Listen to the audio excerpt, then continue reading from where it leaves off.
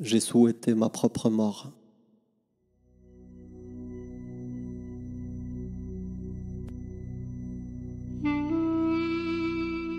Celui qui meurt sans avoir conquis ni avoir envisagé le djihad mourra en hypocrite. Ce hadith me donnait des sueurs froides. Je ne voulais pas être un hypocrite, mais en même temps j'étais jeune. J'avais des rêves à réaliser, je voulais me marier, fonder une famille, etc. Je me trouvais devant un dilemme moral. Les musulmans se faisaient massacrer en Bosnie, et moi, qui pouvais les aider, je me la coulais douce ici. Plus les nouvelles affluaient de Bosnie sous forme de publications ou de vidéos du djihad depuis le front, plus mon enthousiasme et mon courage grandissaient.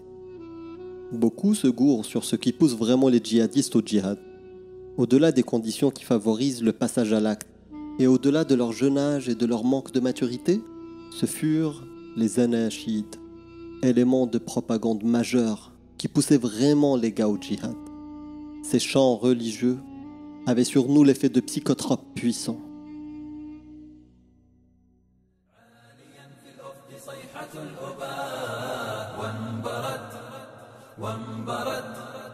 تسمع البغين أنغم الممات جلجلت عاليا في الأفق صيحة الأباء وانبرت تسمع البغين أنغم الممات قادمون كالسنا الوهاج مسلمون ديننا المنهاج قادمون كالسنا الوهاج مسلمون ديننا المنهاج.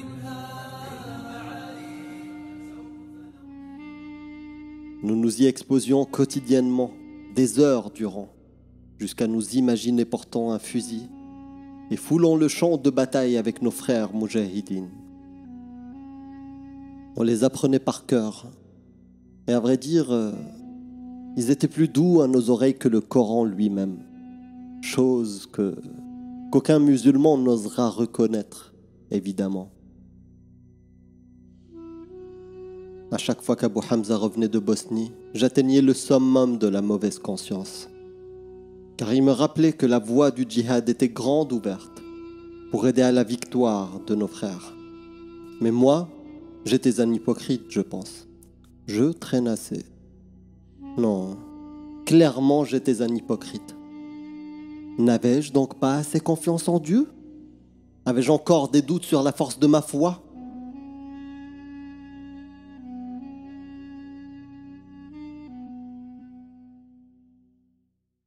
La première fois que j'ai rencontré Abu Hamza, je revenais de la douche clandestine en cité universitaire. En entrant à la mosquée, je saluais à haute voix les frères présents. Ils me firent signe de baisser la voix pour ne pas réveiller le frère Abu Hamza, qui faisait un petit somme. Mais qui est le frère Abu Hamza? Tu le connais pas? Ben non. Je t'ai déjà parlé de lui. C'est lui qui va en Bosnie pour porter assistance aux frères là-bas.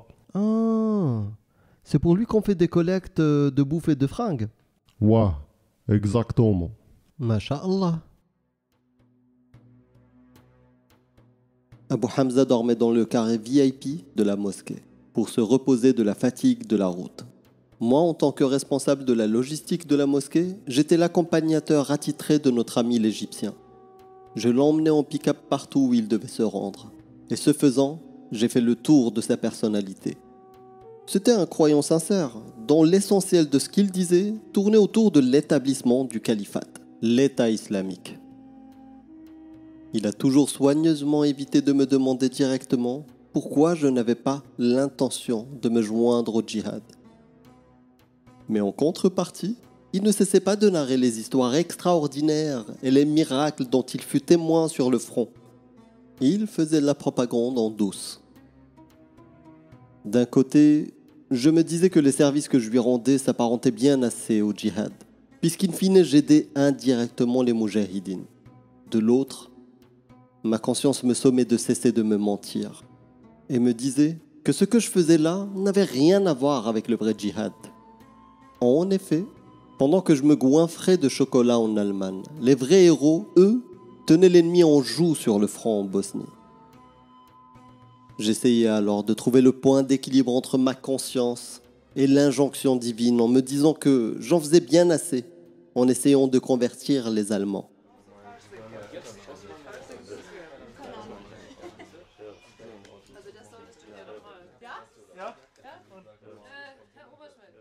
Une fois par mois au moins, nous nous placions au milieu de la grande rue commerçante de la ville, dressions notre tente et distribuions des publications islamiques ainsi que des bouquins de doctrine traduits en allemand.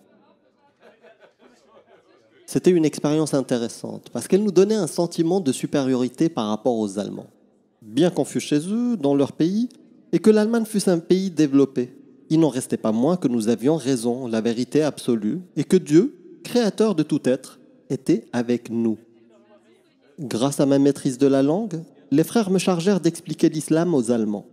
Ce fut un marché de dupes caractérisé, car nous donnions aux passants la plus belle image de notre religion et n'hésitions pas à justifier toute chose immorale dans l'islam en mentant effrontément. Dès qu'un interlocuteur nous parlait du djihad, nous le transformions illico en effort sur soi, en invoquant l'étymologie et bottions en touche quant à l'acception guerrière la plus juste du mot. Idem pour la guerre sainte. Ce n'était qu'un terme chrétien qui ne faisait pas partie du legs musulman. Et pour parfaire le subterfuge, nous pleurions des larmes de crocodile et invoquions les croisades et les souffrances qu'enduraient les musulmans en Bosnie. Et le tour était joué.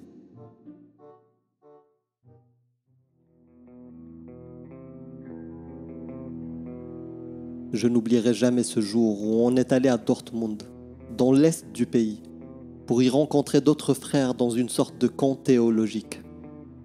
On s'était réunis dans un appartement autour de séances de lecture du Coran et de prières prolongées jusqu'à tard dans la nuit.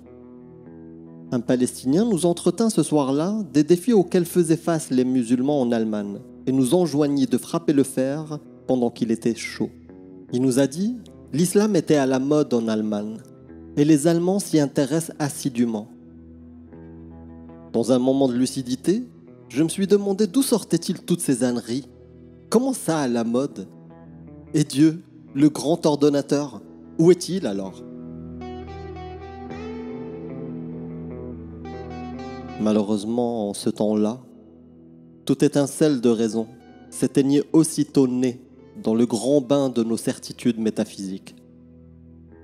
Et le lendemain même, pendant une séance de prière et de louange avec les frères, je fus propulsé dans une nouvelle dimension de la foi. J'ai senti vraiment la présence d'Allah à mes côtés.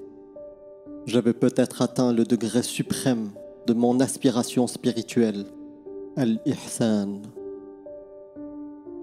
Je me retournai ce jour-là vers mon voisin de droite et mesurant parfaitement mes mots, lui dis « Je donnerai tout pour mourir maintenant. Je donnerai tout pour mourir maintenant.